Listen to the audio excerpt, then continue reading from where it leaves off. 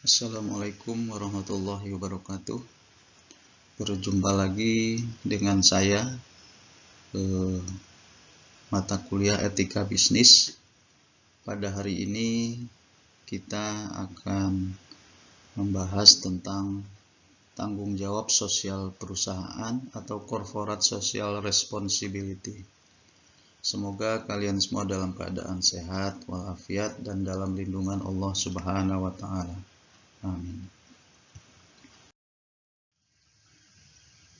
Tanggung jawab sosial perusahaan di sini bahwa tentunya perusahaan tidak dapat dipisahkan dengan lingkungan maupun masyarakat.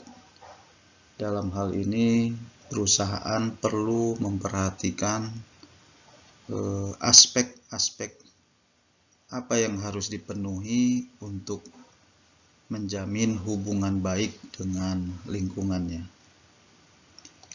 Tentunya kita berpikir bahwa atau berasumsi bahwa perusahaan adalah untuk mendapatkan keuntungan yang sebesar-besarnya. Tujuan perusahaan adalah untuk mendapatkan keuntungan yang sebesar-besarnya. Memang benar bahwa perusahaan itu tujuannya mendapatkan keuntungan yang besar ataupun semaksimal mungkin dengan menggunakan sumber daya seefisien mungkin. Tetapi tidak hanya mengejar keuntungan saja, tetapi perlu dipikirkan prioritas dari perusahaan itu sendiri, bagaimana reputasinya baik, terus apa yang diinginkan oleh semua terhadap perusahaan tersebut. Tanggung jawab sosial perusahaan atau corporate social responsibility, definisi CSR adalah suatu tindakan perusahaan atau konsep yang dilakukan oleh perusahaan sesuai kemampuan perusahaan tersebut sebagai bentuk tanggung jawab mereka terhadap sosial atau lingkungan sekitar di mana perusahaan tersebut berada. Contohnya, bentuk tanggung jawab itu bermacam-macam, mulai dari melakukan kegiatan yang dapat meningkatkan kesejahteraan masyarakat dan perbaikan lingkungan, pemberian beasiswa untuk anak tidak mampu, pemberian dana untuk pemeliharaan fasilitas umum, tempat ibadah, sumbangan untuk desa atau fasilitas masyarakat yang bersifat sosial, tentunya yang berguna untuk masyarakat banyak, khususnya masyarakat yang berada di lingkungan perusahaan tersebut. CSR merupakan fenomena strategi perusahaan yang mengakomodasi kebutuhan dan kepentingan stakeholdernya. CSR timbul sejak era di mana kesadaran akan sustainability perusahaan jangka panjang adalah lebih penting daripada sekadar profitability atau laba atau keuntungan. Nah, maksudnya di sini bahwa stakeholder itu merupakan pihak pemangku kepentingan atau beberapa kelompok orang yang memiliki kepentingan di dalam perusahaan, tentunya yang dapat mempengaruhi atau dipengaruhi oleh tindakan dari bisnis secara keseluruhan. Stakeholder dikelompokkan menjadi dua. Stakeholder internal ini meliputi organisasi, pemegang saham, pemilik bisnis, dan para karyawan. Sedangkan yang kedua, stakeholder eksternal ini meliputi konsumen, supplier, pesaing, investor, pemerintah, dan sebuah komunitas lokal di suatu daerah atau media masyarakat secara umum. dan lain-lainnya. Nah, sedangkan sustainability di sini dimaksudkan adalah CSR merupakan suatu komitmen berkelanjutan oleh dunia usaha untuk bertindak etis dan memberikan kontribusi kepada pengembangan ekonomi dari komunitas setempat ataupun masyarakat luas. Nah, sedangkan profitability, nah di sini dimaksudkan bahwa kemampuan perusahaan memperoleh laba melalui operasional usahanya dengan menggunakan dana aset yang dimiliki oleh perusahaan. Jadi pada dasarnya CSR merupakan bentuk tanggung jawab perusahaan terhadap stakeholder atau pemangku kepentingan. Nah, menurut para ahli, CSR mempunyai 3 pengertian. Pertama, melakukan tindakan sosial. Nah, maksudnya di sini melakukan tindak sosial adalah kepedulian terhadap lingkungan hidup, tentunya terhadap lingkungan hidup yang diwajibkan dalam peraturan undang-undang. Yang kedua, komitmen usaha yang dilakukan dengan etis dan bisa berkontribusi kepada peningkatan ekonomi yang dibarengi dengan peningkatan kualitas hidup para karyawan, keluarga, dan masyarakat luas. Yang ketiga, komitmen bisnis. Nah, ini tentunya dalam pembangunan ekonomi yang berkelanjutan, bekerja dengan karyawan perusahaan, keluarganya, komunitas lokal, dan masyarakat luas dalam rangka meningkatkan kualitas hidup bersama. Perkembangan CSR pada tahun 1950 sampai 1960, ini prinsip Dharma dan prinsip perwalian sebagai faktor pendorong lahirnya konsep awal CSR.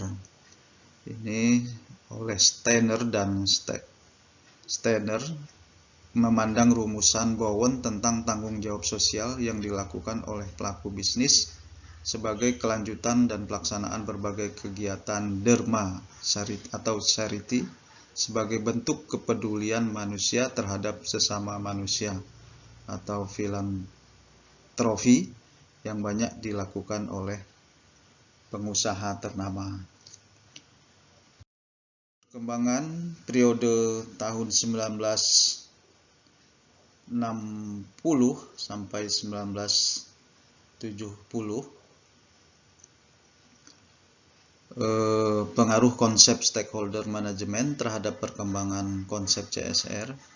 Ini perkembangan konsep stakeholder mempengaruhi perkembangan konsep CSR itu sendiri, di mana oleh Freeman mendefinisikan stakeholder sebagai setiap kelompok atau individu yang dapat mempengaruhi atau dipengaruhi oleh pencapaian tujuan perusahaan.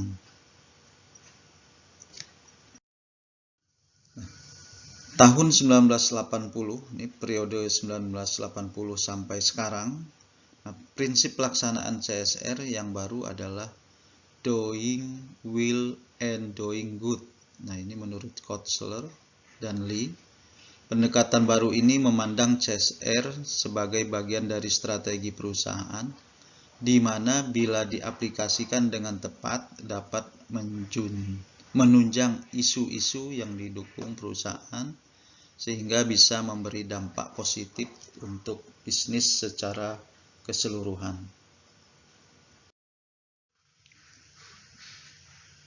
Ruang lingkup corporate social responsibility dalam perkembangan etika bisnis yang lebih baru, muncul gagasan yang lebih komprehensif mengenai CSR ini. Sampai sekarang ada 4 bidang yang dianggap dan diterima sebagai ruang lingkup CSR. Yang pertama, keterlibatan perusahaan dalam kegiatan-kegiatan sosial yang berguna bagi kepentingan masyarakat luas. Nah, sebagai salah satu bentuk dan wujud tanggung jawab sosial perusahaan, perusahaan diharapkan terlibat dalam berbagai kegiatan, terutama untuk memajukan dan meningkatkan kesejahteraan masyarakat. Contohnya, kegiatan sosial tersebut meminjamkan dana untuk membangun rumah ibadah, membangun prasarana, fasilitas sosial dalam masyarakat, listrik, air, rekreasi, penghijauan, dan lain sebagainya. Yang kedua, keuntungan ekonomis. Keuntungan ekonomis ini tujuan bisnis untuk mencari keuntungan demi mempertahankan kelangsungan bisnis dan perusahaan yang menyangkut semua orang yang terkait dalam bisnis tersebut. Nah, maka tentunya dengan mengejar keuntungan tidak lagi dilihat sebagai hal yang egois dan negatif secara moral, melainkan justru dilihat sebagai hal yang moral sangat positif. Dalam hal ini keuntungan ekonomi dilihat sebagai sebuah lingkup tanggung jawab moral dan sosial yang sah dari suatu perusahaan. Ruang lingkup yang ketiga, memenuhi aturan hukum yang berlaku dalam suatu masyarakat. Nah, perusahaan tentunya mempunyai kewajiban dan kepentingan untuk menjaga ketertiban ataupun keteraturan sosial. Nah, bentuk dan wujudnya yang paling nyata yaitu menjaga ketertiban dan keteraturan sosial. Di sini harus mentaati atau mematuhi aturan hukum yang berlaku. Nah, apabila tidak mematuhi aturan hukum yang berlaku, maka ketertiban dan keteraturan masyarakat tidak akan terwujud. Itu yang ketiga. Yang keempat yaitu hormat kepada hak dan kepentingan stakeholder atau pihak-pihak yang berkepentingan dalam kegiatan bisnis suatu perusahaan. Nah, ini hormat pada hak dan kepentingan stakeholder terkait yang mempunyai kepentingan langsung dan tidak langsung dengan kegiatan bisnis suatu perusahaan. Nah, ini perusahaan tersebut secara moral menuntut diri untuk bertanggung jawab atas hak dan kepentingan pihak-pihak terkait yang punya kepentingan. Artinya kegiatan bisnis perusahaan tersebut perlu memperhatikan hak dan kepentingan pihak-pihak. Pihak-pihak tersebut diantaranya adalah konsumen, buruh, investor, pemasok, penyalur, masyarakat, dan lain sebagainya. Selanjutnya adalah manfaat tanggung jawab sosial perusahaan. Manfaat bagi perusahaan yaitu citra positif perusahaan di mata masyarakat dan pemerintah. Sedangkan manfaat bagi masyarakat, selain kepentingan masyarakat terakomodasi, hubungan masyarakat dengan perusahaan akan lebih erat dalam situasi win-win solution. Terus manfaat bagi pemerintah, ini manfaatnya adalah memiliki partner dalam menjalankan misi sosial dari pemerintah dalam hal tanggung jawab sosial. Nah, dampak daripada pelaksanaan CSR perusahaan itu ada bentuknya citra yang positif di mata stakeholder Selain kepada perusahaan, dampak penerapan CSR kepada masyarakat dalam bidang ekonomi, sosial, lingkungan, kesehatan, pendidikan, dan kesejahteraan masyarakat. Tanggung jawab legal dan tanggung jawab moral perusahaan. Kalau ditanya apakah perusahaan mempunyai tanggung jawab legal, jawabnya iya. Tentunya perusahaan mempunyai tanggung jawab legal. Nah, perusahaan karena apa? Karena perusahaan sebagai badan hukum yang memiliki status legal. Yang kedua, perusahaan mempunyai hak dan kewajiban legal. Yang ketiga, perusahaan harus menaati peraturan hukum dan harus memenuhi hukumannya bila terjadi pelanggaran. Tentunya perusahaan mempunyai tanggung jawab legal karena perusahaan tersebut sebagai badan hukum yang memiliki status legal. Nah, perusahaan mempunyai banyak hak dan kewajiban legal yang dimiliki juga oleh manusia perorangan, seperti menuntut di pengadilan atau dituntut di pengadilan, mempunyai milik mengadakan kontrak dan lain-lain.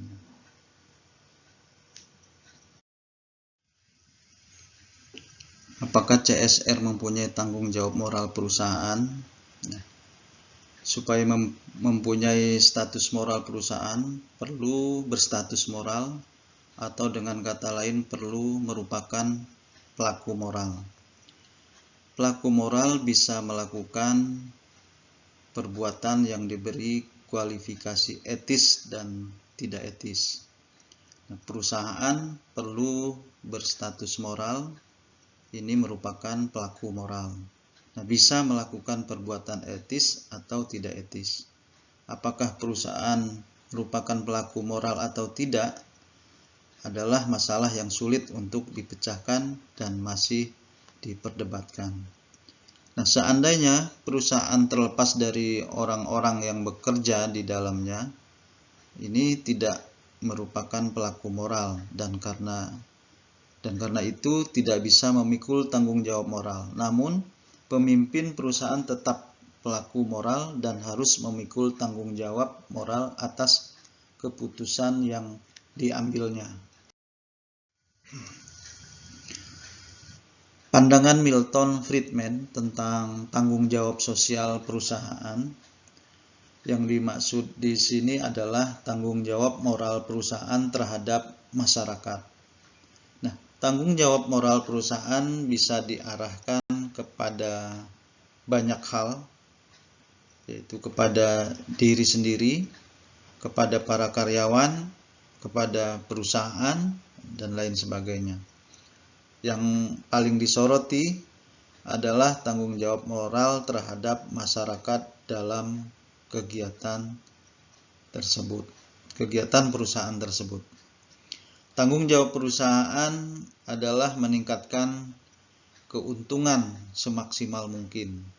Nah, tanggung jawab ini berada di tangan manajer. Ini menurut pandangan Milton. Nah, jika tentunya di sini para manajer harus menjalankan tanggung jawab sosial atas nama perusahaan. Nah, sebenarnya mereka memungut pajak dari pemilik perusahaan dan sekaligus bagaimana dana pajak itu digunakan. Mengumpulkan pajak dan memutuskan penggunaan uang pajak adalah tugas pemerintah.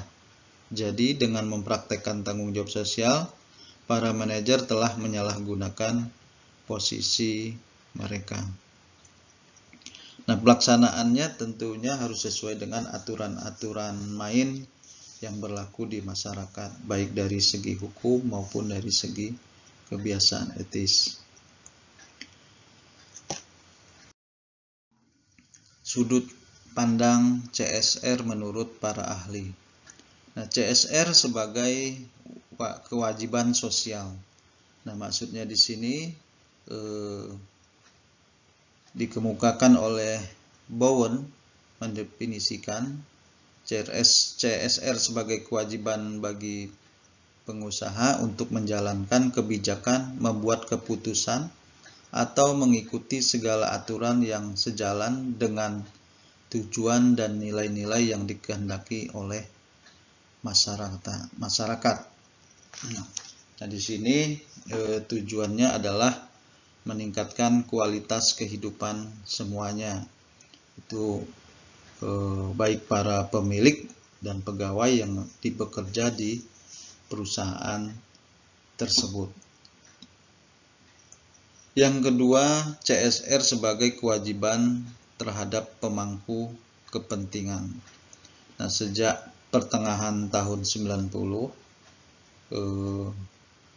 pakar berpendapat bahwa, dan mereka juga berpandangan bahwa dunia usaha bukan bertanggung jawab kepada masyarakat secara keseluruhan, namun bertanggung jawab terhadap pihak-pihak yang secara langsung maupun tidak langsung terkena dampak dari kegiatan perusahaan. Pihak-pihak di sini disampaikan yaitu pihak pemangku kepentingan, yaitu stakeholder. Itu CSR sebagai kewajiban terhadap pemangku kepentingan. Yang ketiga, CSR sebagai dorongan etika. Nah, ini pandangan bahwa CSR sebagai bentuk tanggung jawab sosial maupun tanggung jawab terhadap pemangku kepentingan. Ini di praktek CSR dimotivasi oleh kepentingan pribadi agar dunia usaha mendapat legitimasi di antara konstituennya. Nah, pendekatan ini menunjukkan bahwa mereka tidak memiliki komitmen yang positif dan tanpa pamrih. Ya. Nah, itu CSR dorongan etika. Terus keempat, CSR sebagai proses manajerial. Nah, ini menjelaskan faktor mendorong dunia usaha untuk melaksanakan CSR. Nah, itu untuk sudut pandang CSR menurut para ahli. Sasaran CSR, di sini ada sasaran CSR menurut Archie B. Carroll tahun 1917 ada 3, yaitu profit, people, dan planet. Nah, perusahaan tetap harus berorientasi tentunya mencari keuntungan, yaitu yang dimaksud dengan profit, bahwa perusahaan tetap berorientasi mencari keuntungan ekonomi yang memungkinkan untuk beroperasi dan berkembang. Sedangkan people, ini perusahaan harus memiliki kepedulian terhadap kesejahteraan manusia. Planet di sini perusahaan peduli terhadap lingkungan hidup dan berkelanjutan keragaman hayati. Tentunya mencari keuntungan dalam perusahaan itu sangat penting, karena tujuan perusahaan adalah mencari keuntungan.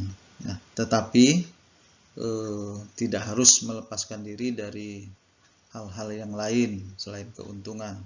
Tentunya juga meningkatkan kesejahteraan masyarakat. Itu sasaran CSR. Tanggung jawab ekonomis dan tanggung jawab sosial. Nah, masalah tanggung jawab sosial perusahaan dapat menjadi lebih jelas jika membedakan dari tanggung jawab lain. Nah, ini ada 2 tanggung jawab, yaitu tanggung jawab sosial dan ekonomis. Tanggung jawab sosial perusahaan adalah tanggung jawab terhadap masyarakat di luar tanggung jawab ekonomis. Nah, secara positif perusahaan bisa melakukan kegiatan yang tidak membawa keuntungan ekonomis, semata-mata dilangsungkan demi kesejahteraan masyarakat. Kalau secara negatifnya, perusahaan menahan diri untuk tidak melakukan kegiatan-kegiatan tertentu yang sebenarnya menguntungkan dari segi bisnis. Nah, itu tanggung jawab ekonomis. Terus tanggung jawab sosial perusahaan berlaku juga. Ini berlaku untuk perusahaan swasta ya, yang memiliki tanggung jawab ekonomi yang menguntungkan. Nah, perusahaan negara atau BUMN ini tanggung jawab sosial perusahaannya dan tanggung jawab ekonomi merupakan tanggung jawab yang tidak bisa dipisahkan, harus dilakukan. Nah, tanggung jawab sosial perusahaan yang berlaku untuk perusahaan swasta yang memiliki tanggung jawab ekonomi yang menguntungkan. Nah, tentunya perusahaan swasta tidak mempunyai jalan keluar kalau mengalami kerugian. Bila mengalami kerugian yang lama, maka perusahaan swasta akan ditutup. Tetapi kalau perusahaan BUMN mengalami kerugian bertahun-tahun, kegiatannya biasanya dibiarkan berlangsung terus-menerus. Karena mungkin ada alasan, yaitu alasan non ekonomis. Misal karena perusahaan tersebut sangat penting untuk kesempatan kerja suatu daerah. Contohnya perusahaan kereta api sebagai transportasi dibutuhkan banyak orang walaupun mengalami kerugian, tetapi tetap beroperasi karena dibutuhkan untuk transportasi. Nah, ini pertimbangannya adalah untuk kepentingan umum.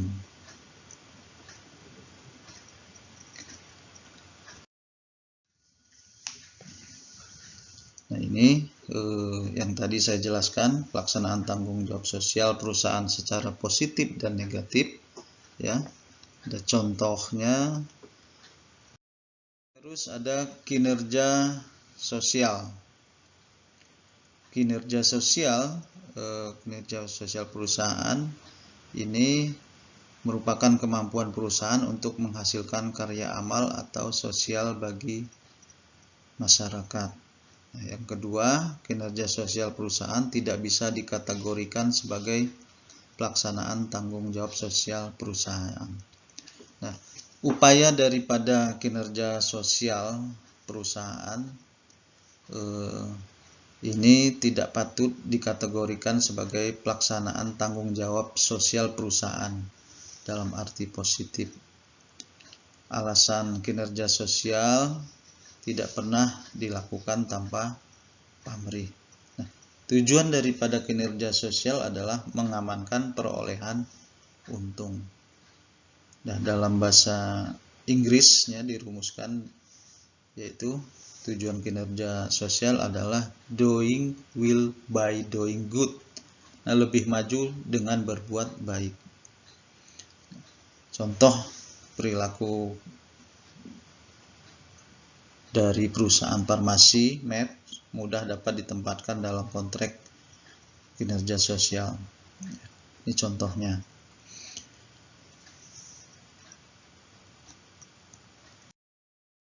Kinerja sosial di sini coba kalian perhatikan bahwa ada penggunaan dana CSR, ya.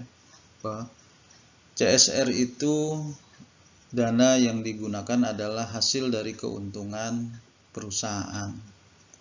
Hanya bisa kalian perhatikan PT Garuda Indonesia itu CSR Garuda dengan nama Garuda Indonesia Peduli itu Garuda mempunyai 3 aspek CSR, yaitu aspek ekonomi, sosial, dan lingkungan. Nah, ini mereka menggunakan dana keuntungan untuk CSR Garuda. Terus bisa kalian lihat juga, lihat artikel tentang Alfamart. Alfamart mengumpulkan donasi untuk CSR. Nah, artinya Alfamart, kalian pernah belanja di Alfamart, tiba-tiba dari pegawainya, kasirnya memotong beberapa rupiah sebagai dana sosial. Ternyata dana sosial tersebut untuk program CSR Alfamart. Nah, dana donasi Alfamart intinya dijadikan sebagai bagian dari CSR. Nah, seharusnya kan CSR itu berasal dari laba keuntungan perusahaan. Nah, ini perlu diluruskan, ya. Apakah dana donasi bisa digunakan sebagai CSR atau dana keuntungan dari suatu perusahaan itu untuk CSR. Nah, kalian nanti tugasnya adalah menganalisa dari penggunaan dana donasi Alfamart seperti apa digunakan pada CSR. Nanti ada ketentuan-ketentuan tugas di Skalsa tentang kinerja sosial CSR. Ada petunjuknya. Mohon artikelnya nanti dikumpulkan di Skalsa, di-upload di file tugas untuk kinerja sosial CSR. Dasar piramida CSR menurut Archie B. Carroll. Nah, konsep piramida CSR yang dikembangkan oleh Archie B. Carroll memberi justifikasi teoritis dan logis. Pertanyaannya, sebuah perusahaan perlu menerapkan CSR bagi masyarakat di sekitarnya. Nah, dalam pandangan Carroll, CSR adalah puncak piramida yang erat terkait dan bahkan identik dengan tanggung jawab filantropis. Nah, di sini ada 4 dasar piramida. Pertama, tanggung jawab ekonomis. Nah, motif utama perusahaan adalah menghasilkan laba. Nah, ini tanggung jawab ekonomis, yaitu menghasilkan laba. Nah, tentunya laba adalah fondasi perusahaan. Ya. Perusahaan harus memiliki nilai tambah ekonomis sebagai prasyarat perusahaan dapat hidup dan berkembang. Yang kedua, tanggung jawab legal. Nah, ini maksudnya adalah perusahaan harus taat hukum. Tentunya dalam proses mencari laba, perusahaan tidak boleh melanggar aturan-aturan yang telah ditetapkan oleh pemerintah.